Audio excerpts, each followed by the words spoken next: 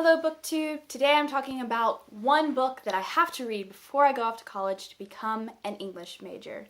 And this just got me thinking about how whatever field you're going into, you should be familiar with the works of that field. Like if you're in philosophy, you need to know all the philosophy authors and their major works.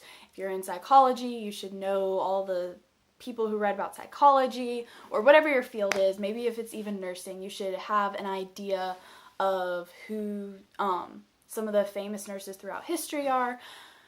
And as an English major, there are a lot of things that I have to read.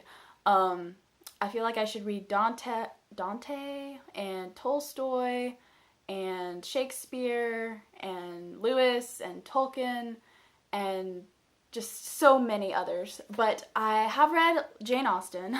I've definitely got her out of the way. I know so much Jane Austen and I know her so well. The only one I haven't read is Mansfield Park, and I have it and I'm gonna get around to it before I go off to college.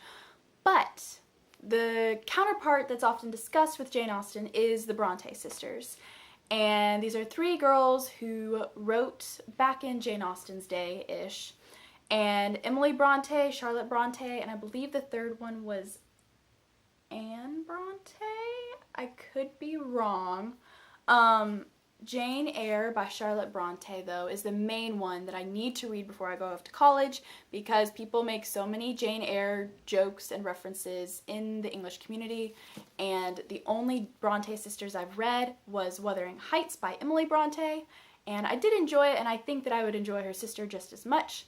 So I have to read this one before I go off to college to consider myself a true blue English major.